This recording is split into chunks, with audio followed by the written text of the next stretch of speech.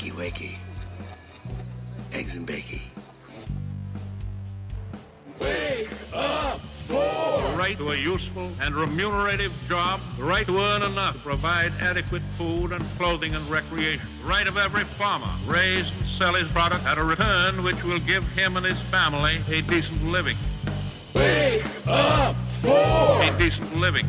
A decent living, a decent living, a decent living, a decent living, a decent living, a decent living, a decent living, a decent living, a decent living. Wake up! The right of every businessman, large and small, to trade in an atmosphere of freedom, freedom from unfair competition and domination by monopolies at home or abroad. Wake up! The right of every family to a decent home, the right to adequate medical care, opportunity to achieve and enjoy good health, good health, good health.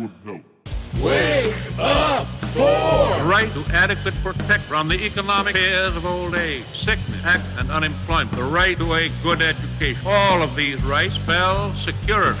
And after this war is won, we must be prepared to move forward in the implementation of these rights to new goals of human happiness and well-being. For unless there is security here at home, there cannot be lasting peace in the world.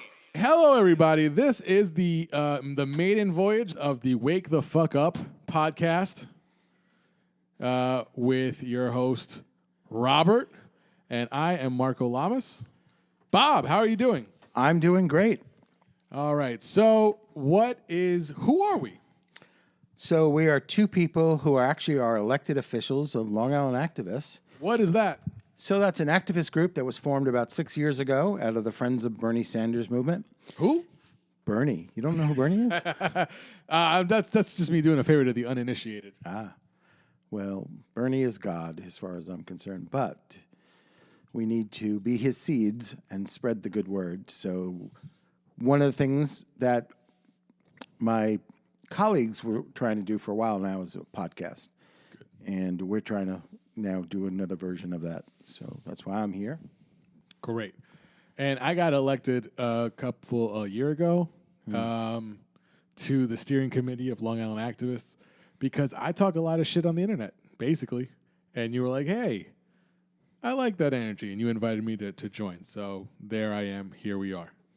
So today's episode, we're going to discuss, this is the 3rd of February, 2022, and one of the more pertinent matters is the redistricting of the congressional districts in New York. Yeah, in New York, well, literally this is going on throughout the country. Not that Sure. every state does it at the same time, but New York has just issued its maps, and apparently there was a commission that was supposed to do these maps, and they didn't play nice together. So it got punted back to the legislature, and we could debate whether they should have made fair maps. Which is a thing. You can go to like some online newspaper or someone, they drew up maps based on the latest census that they had. So they have like the numerical, the math of it all. They're like, do you want to redistrict it based on, and they had a whole bunch of different categories that you could redistrict maps in a more equitable manner. Yeah, just even using geometric shapes, big squares, whether you're in cities or not, Right. But they didn't do that. And, I have mixed feelings on the whole thing. Part of it is I get why the Democrats drew the maps to benefit Democrats. Apparently, most Republicans are in trouble right now in New York State because of the new maps. Oh, right. And that's what Republicans are doing around the rest of the country. It's one of those things where if they didn't do it, you kind of spiting yourself for not doing it. So that's one issue. The other issue is on Long Island, where we tend to cover that territory there. We love Melanie D'Arrigo.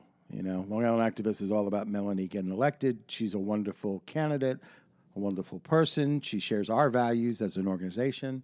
But they redrew her map so that it goes all the way up to Westchester and out to Stony Brook and everything in between, like North Shore territory. And it doesn't really have a rhyme or reason to it. I'm not quite sure why they went all the way out to Westchester. We can speculate. There is a speculation that some of the folks within the Democratic establishment want this woman named Alexandra Biaggi to run. That's what we're hearing. And when they drew the maps, they actually did some creative drawing to work her house into CD3. Her house in Westchester. Right. All the way up in Westchester. Right. Does that mean that she also gets to represent the Long Island Sound? Is that Yeah, what? Is that apparently. Apparently. yeah, that's that's the kind of funky stuff that goes on. You got to call it what it is. It's fraudulent. Fraudulent. It's just fraudulent shit to disenfranchise a candidate, a potential candidate, and to disenfranchise the voters that whoever this other lady is, she's a Westchester Democrat. Like what? How? What? Yeah, that's like saying, "Oh, I'll just speculate and say I'm sure she's like a centrist, not necessarily a progressive. Man. And that is the MO of the Democratic leadership in New York State. They don't seem to like anybody who's progressive, let alone socialist. So you're kind of stuck, if you have people who are, people of the people, somebody that you can respect, running within the Democratic Party. And I think they're shooting themselves in the foot, is what I'm thinking, because the Democratic Party used to be the party of the people, if you ask me. I mean, that's how they present. I mean, okay, so they were up until basically 1990. I would say Clinton. 1990. Yeah. They were a party that took money from unions, teachers, and some lawyers. But because of that, right, they basically spent the 80s getting mollywopped. And I get it. It's not a pleasant feeling to get mollywopped. Right. I get it. And they made an assumption, I think that was wrong, that, government can never do anything positive. They kind of went with this notion that government is bad. Ronald Reagan just dragged the entire the Political spectrum over to the the right. hard right, and that brought in that dragging is when you get people like basically what would be in the 60s and 70s would be fiscal conservatives like Warren. She's like, and by 1996, she's like, this party doesn't really represent me. She's a, rich white lady from New England. I'm not anti-Warren, just for the record. Listen, I'm not pro-Warren. Yeah. I'm not going to say I'm anti-Warren, but, But she's not a saint of my devotion. Okay. And this is why, because I think that deep down, she's just really a fiscal conservative who understands that I think that she chooses to. She found it's like electricity. Electricity finds the path of least resistance, and for her, it was the path that she took. And I think that really starts in the 90s, and it does start with Bill Clinton and these new Democrats that decide to take money from corporate interests, and now here we are. Well, it was Bill Clinton who said the era of big government is over. He's the guy that's putting the nail in the coffin of government being the solution to problems, and unfortunately that's lasted for way too long. You're right that the Democrats gave in too quickly to conservatism of the moment. And they became a version of that. And literally, we've lost 40 years in staying in that world. And our politics have gone, I think, backwards when it comes to serving the needs of the people. Our safety net has been ripped and tattered in 40 years. And we definitely need something more invigorating, something big to reorient this country so it serves the needs of the people. Right now, it's not doing that. Yeah, for sure. We're in agreement in that aspect, 100%. I see a hard path to victory when when you're the hill that you're climbing is dark money, and this is the thing. We've had conversations with candidate D'Arrigo, and that was my question. Like, if you do too well, the establishment will find ways, and I didn't say it like this because I'm going to be respectful. She's a candidate and all that. But the party will find ways to fuck you, and they found this is step one. Let's, redistrict let's carve up your district. you know, Yeah. to look, you know, terrible and to include make it unmanageable, unwinnable. unwinnable, and unmanageable. That's right. And, you know, because now she's got to travel up to Westchester to campaign. You know, she's got to go. What does it cover? Part of the Bronx? Like, what does her district look like now? Yeah. And what? So now they're making a candidate who doesn't, because you're not taking dark money, your resources are finite. And now you gotta. And now that gas is like, you know, $4 a gallon almost. You know, you're making it harder just to run for a grassroots Right. candidate to try to make a good showing for themselves. And this is I have this conversation with all of our like-minded peers and all that. And that's I don't see the how to overcome that mountain. And I'm not saying that in a defeatist way. I definitely constantly think of being solution oriented. I strongly believe in being solution oriented. But It is very frustrating. But it's a problem that and needs a solution. Allegedly, we have a progressive legislature. What does that mean? It does. If they're drawing lines like that. Not only that, but they have a supermajority, and they're not passing the New York Health Act. Right. Just like in California. California has not an objection. What is it called? The grandstanding that people do when they want to object to a law? Filibuster? Thank you. Filibuster. They have a filibuster-proof legislature in California, and their version of universal health care didn't even make it to the vote. And that's, you know, look at who donates in California. Kaiser, all these, you know, this dark money. It's not a secret where it comes from. Yeah. You know, so that's a huge problem, and it shows the first step is this redistricting. That's step one. And we're calling it out because we like Melanie. Let's put it out. We there. like her, but also every candidate deserves a fair shot. Right. And that shot is determined by the enthusiasm built by them. And we're trying to create that enthusiasm. Yeah. And it's you're limiting. You're just making it that much harder. You're limiting democracy. Yes, that's the core here. So I kind of want to talk about that. I really do think we need ways to make our society more democratic. Obviously, electing people who are supportive of the people is one way.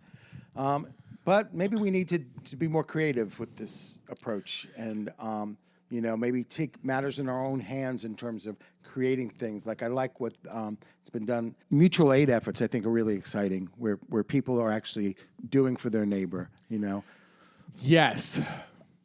I like it. I like it because it shows the value of community. That's important. But, and I think an extension of that is an example I'm going to give you and where I see the issue. I don't have an issue. I don't want anyone to sneak into my DMs, Chris. I don't have any issues with mutual aid. But I do have an issue with that being how people have to get basic necessities. Yeah. Well, it's in the absence of government. It's right. It's people covering for the absence of government. If you're going to play the capitalist game where the free market dictates stuff, then the things that are basic necessities can't be part of that. So I don't think I love everything about mutual aid. What worries me is the finality of it, you know, and that plays itself out in people having their medical bills on GoFundMe, on all these kinds of. No, I hear what you're saying. You know, I'm just frustrated that the government itself isn't stepping up. That they're doing everything they can to not solve problems. Like, you know, for me, Medicare for all is a no-brainer. You know, and people say, "Oh, it's going to raise taxes." Actually, it won't. Right. It's deflationary. Yeah. You're going to get rid of like the middleman in this whole process, and you're going to be able to negotiate drug prices. Everything about that is lowering prices. Right. And providing a safety net where it's needed. So it's just frustrating that the two parties that we have pretty much can't get their act together. And even, you know, one party. We got Democrats allegedly in power, and yet within their own house they can't agree on doing things to serve the needs of the people. They're worried about taxes or something like that. Oh, what they're doing is they're serving their donors, whether it's in California or in New York, if they where they refuse to bring it, and that mandate to not bring it in New York, to not have the New York Health Act, it's been kind of laid on the shoulders of disgraced Governor Andrew Cuomo, who the mayor of New York City, Eric Adams, had dinner with last night. Yeah, Did he really? Well, these neoliberal types. They're trying to bring him back into the fold. He's a Cuomo. He's got name brand value, I guess, because of Pops Mario. And so they hold water for each other. They cover for each other. And the corruption in New York City with Mayor Adams is a whole other story. But it's looking. It hasn't been it's been a little over a month since he took office, and it's looking police statish and corrupt. I don't know too much to really voice. He basically gave a brother and a colleague of his, coworker of his positions, nepotism positions, and high-paying like $250,000 a year positions. And one of them, the guy that got it's like the person that oversees the department that takes police complaints, and this guy was a police officer that had complaints against him, and he got to fire the regulator that was looking. Oh boy! Yeah, you know what I'm saying? Just shady shit. That's shady. And it doesn't matter. See, I think what our candidates that we support, I think would greatly benefit from running on an anti-corruption, themed ticket. Right. Because that's the core of it. At the end of the day, it's not that complicated. It's just corruption and shittiness. Hopefully in time you change the method of electing, which they are doing in New York State. We have ranked choice voting. What we don't have is open primaries for the Democrats, which is a problem. And even public financing is coming. I hear it's coming, so not fast enough. That would help a lot. Yeah, not fast. Public financing exclusively. You get X amount of dollars. Be smart how you spend them. You can't just count on Daddy Bloomberg or one of these mega donors to just kind of save your ass. So let's brainstorm right now. Like, what is the solution to our current dilemma? And I know it's a big question. General strike. A general strike. It's a general strike because what's that going to look like? It's going to nationwide. It could it could start nationwide. It could start state by state. It's the inevitable. It's either that or something wildly violent. Give me your vision of what a strike would look like. A strike would look like if Delta asked the CDC to lower the restrictions, the COVID restrictions from 10 days to 5 days because it's financially unviable for them. That means that they basically have, and which is because of greed, it stands to reason that a lot of these corporations have about 10 days or 11 days of zero income liquidity where they can hold out. So your idea what you brought up, it's not your idea, but you brought up mutual aid, and that kind of has to play into this because as we saw with the John Deere factory workers, the Lay's potato chip, all these strikes that have been happening across the country, those are templates for this. And there was a lot of mutual aid that went into that. Our favorite octogenarian, Bernard Sanders, quietly donated, dozens of pizzas and meals to these working people, and we have to unite people not on Team Red or Team Blue or Team MAGA or teams,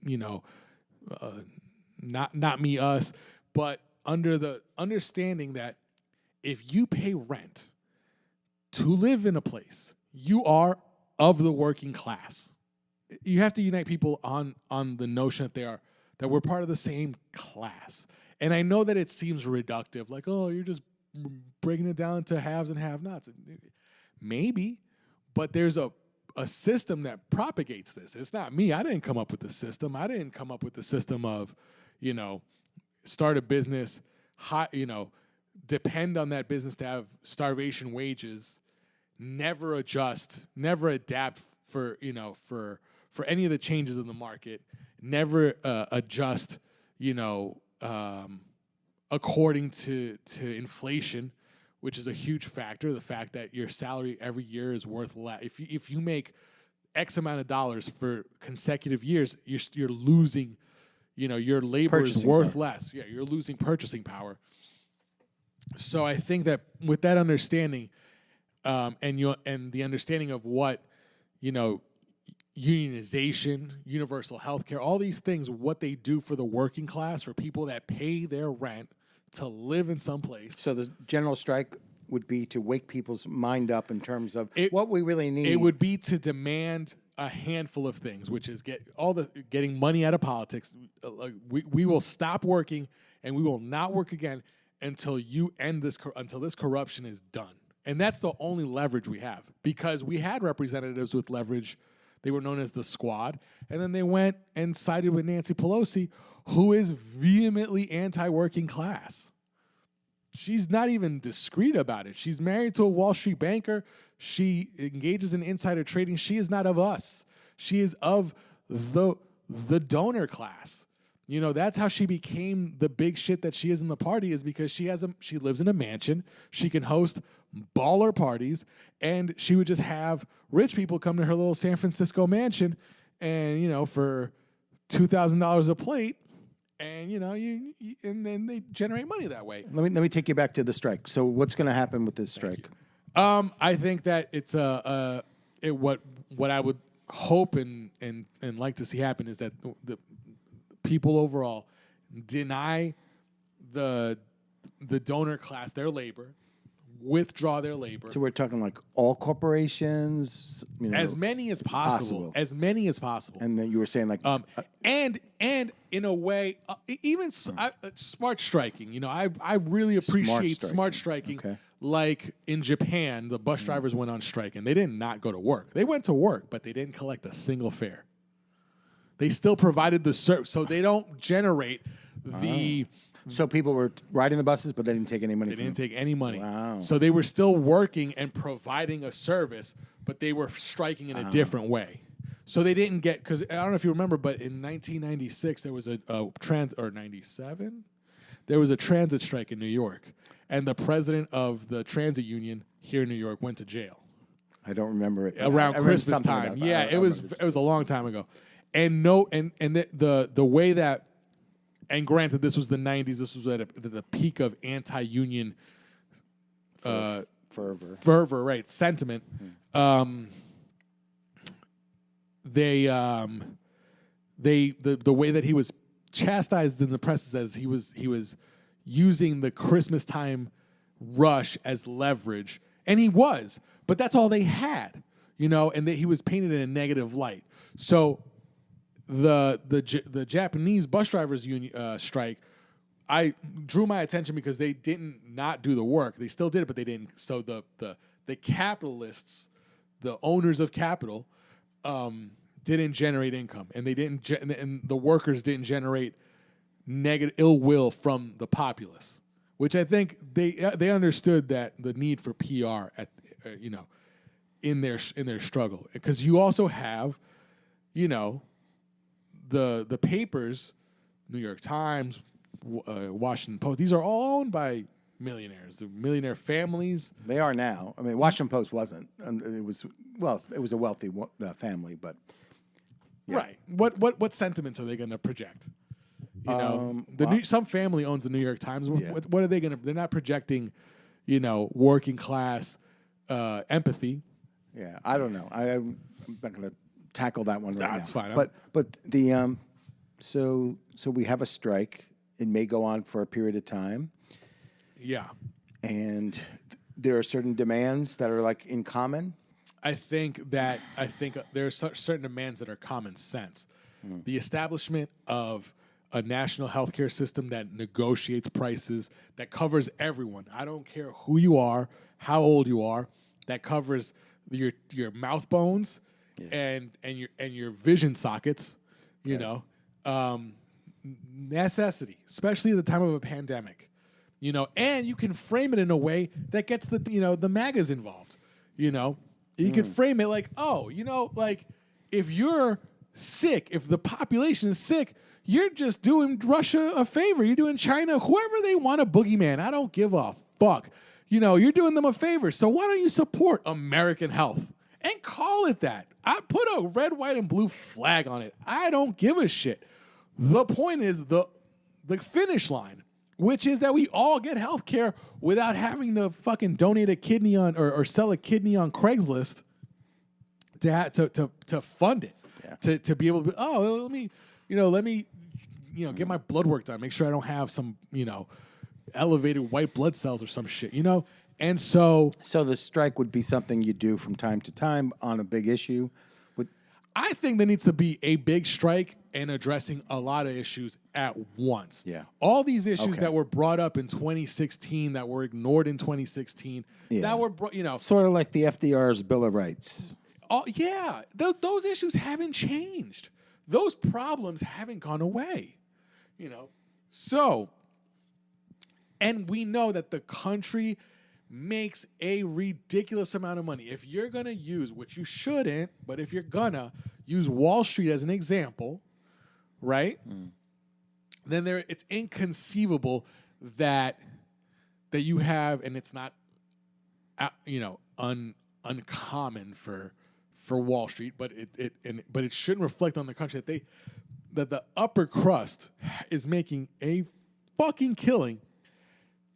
And the large majority is, struggling to make student loan payments. And, there needs to be a reform of finance. We need to separate the banks. We need to separate, mom and pop banks from these, vulture venture capitalists. They have to be separated. You can't tie the American economy, the mom and pop economy, with this ridiculous rich white guy gambling, which is basically what the stock market is,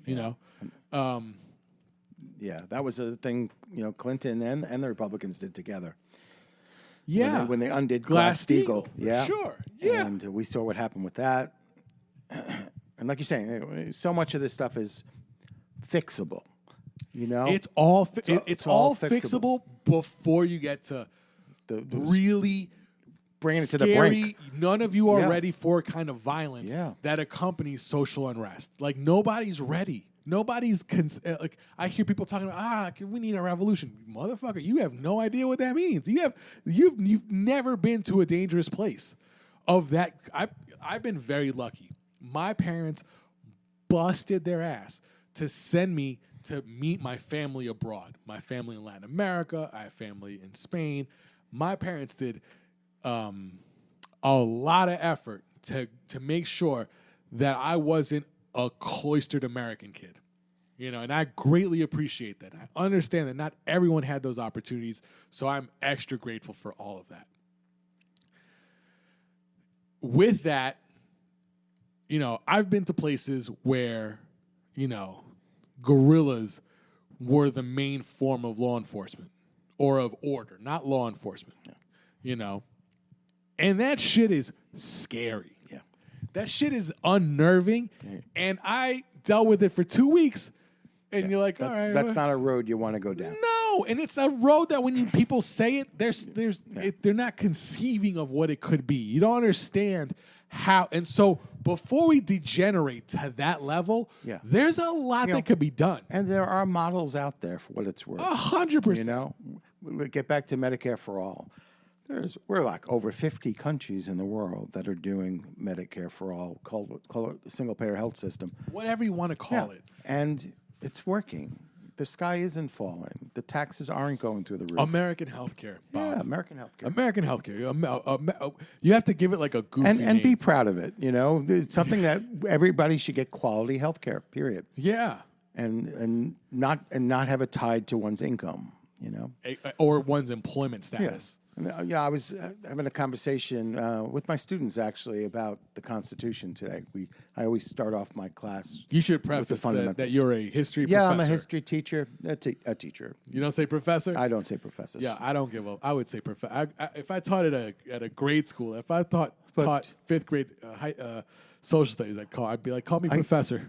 I like that kids, do a pledge, let's say to the flag. But to be honest with you, I think they should do a pledge to the preamble. A lot of people don't spend some time looking at the preamble, but it basically is the playbook for the country. Sure. It has 6 goals in it, and the one that I like to look at is promoting the general welfare. That is a goal of the Constitution for the American people, and it's tasked out in Article 1, Section 8 to Congress. You're supposed to do that. Article 1, the Legislative Branch. Section 8, Powers of Congress.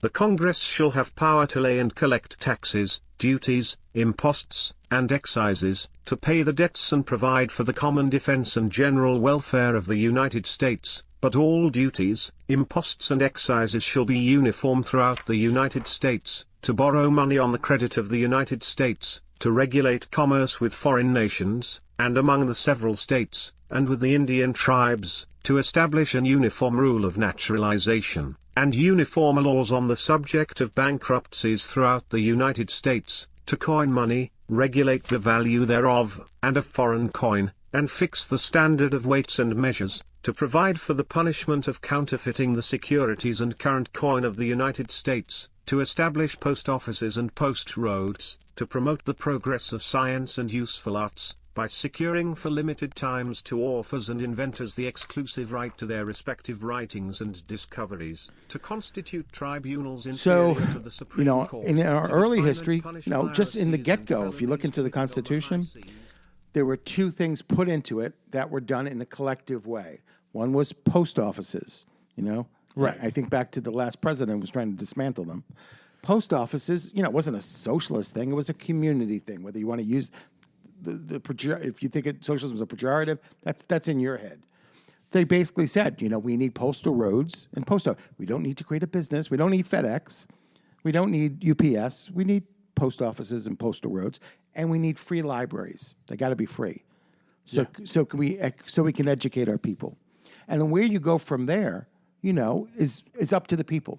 And I don't think we've gone far enough historically. I mean, we've done things. I trace a history of general welfare from education early on. Sure. To even infrastructure with our roads, our transcontinental railroad, to, in the 60s or so, Medicare, Medicaid. This is all part of general welfare. So to me, it's not a crazy idea to go a step further and take care of the general welfare of the entire population with quality health care. Yeah. And education for all. There should be a route for people. I'm not saying get rid of private institutions. If people have the money to do all that stuff. Sure. But state schools were set up for the people. But Yale and Harvard don't get to be 501c3s anymore, which is absolute bullshit. Yeah. And that's when people go, oh, if you get rid of student loans, who gets to pay for it? The endowments that those over bloated endowments. We were talking back about Elizabeth Warren, and I'm going to say I like her story. I like her much more than you do. I like her story because she describes that when she was growing up, she was in a middle-class family, lower middle-class family. And you could be in a lower middle-class family at that time and still get an education. She went to community college. Eventually, she gets her law degree, not in a name law school, and gets hired at Harvard as a professor. And she says, I was a Republican. I grew up in a Republican family. And I switched. When I started to be an expert on bankruptcy, she realized that the problems there weren't what people were saying, that people were like using the bankruptcy laws. No, people were going bankrupt because of their health care. Mm-hmm. She acknowledges that. So all I'm trying to say is, we have this Constitution that's there for us. In that process of striking, I think we need to read some preambles to people. And reference. Yeah, it. Yeah. We do common defense really well. When you're all over the world and you got, 750 bases? 900 bases. Right. I always get to what are you actually defending when you got cities that are crumbling, you got people that Oil fields. That's what you're defending. You're defending private interest of people that donate to people these people. that are underemployed, not employed. So, we need to look at our structure of how we do things, strengthen that safety net, and that is what our friends are doing. I think of the Germans. The Germans provide free college to all their people. That's like a norm. That's they want people to be educated to have a healthy country. Why aren't we doing that? Germany has a very robust social safety which net. goes back in history, Because they know what happens when you don't have a robust social safety net. Yeah. They know how far it could deteriorate and how fast the scapegoating starts. And they have... but I'll just say at their birth, they started with that too. It's, World War I after that when it got messed up. I don't want to do a history lesson here, but you're right. They do realize when you don't have it, they did have it, its origin, and now they're like really strong. My point is, we do have that framework. It's there. It's called the preamble. We do have a mechanism by which laws are supposed to be passed to meet the needs of the general. We need to articulate that more. We need to put pressure on our elected officials. What have you done lately to improve the general welfare? Should be on everybody's mind and mouth when you're running for office. It is, and the thing is that it is when they're running for office. It is. And then hold them to it. Yeah, it sounds like it's. But then when you don't, and here's the whole. Let's take it from 2020. The play was here. They say all the right things. Biden, Kamala, we're going to eliminate debt for all students. They say all the right things. I was taught that I had a responsibility to be a part of the fight for justice. And that's what I've done my whole life. We'll make the biggest investment in manufacturing and innovation since World War II. Whether fighting for a real tax cut for the middle class and Medicare for all. Everyone, all, should receive the health care they need regardless of where they live, their income, or their zip code. Experts say that this $300 billion investment could help create 3 million good-paying jobs in communities all across America. Taking on the Wall Street banks from middle-class homeowners, or fighting to fix our broken criminal justice system. 9 out of 10 people who are sitting in jail awaiting trial are sitting there because they can't afford to write the check to get out, and that's just not right. We're going to make investments, so by the end of my first term, we are going to be on an irreversible course to achieve net zero emissions, economy-wide, no later than 2050. Holding polluters accountable. We'll ensure that America has the cleanest, safest, and fastest rail system in the world. Defending the rights of immigrants and dreamers. Government should be in the business of keeping families together, not tearing. And then they don't do anything. Yeah. And now, so frustrating. Now we're facing it's always, midterms have been bad for the incumbent party. Doesn't have to be. Just do what you promised. If you look at West Virginia and the race that Youngkin won, Virginia. Virginia. That was a Biden plus 10, and they lost that. Yeah. And that's I'm gonna say I'm gonna blame Rahm Emanuel because he was the guy that really talked Obama out of the 50 state party. No, the 50 state plan where they contested. Not Herb Dean. Herb Dean is a mixed martial arts ref. When the action begins, our referee in charge, Herb Dean. What's the Howard Dean? Howard Dean was when he was chair of the DNC was a very big proponent. Of the 50 state plan. You know something?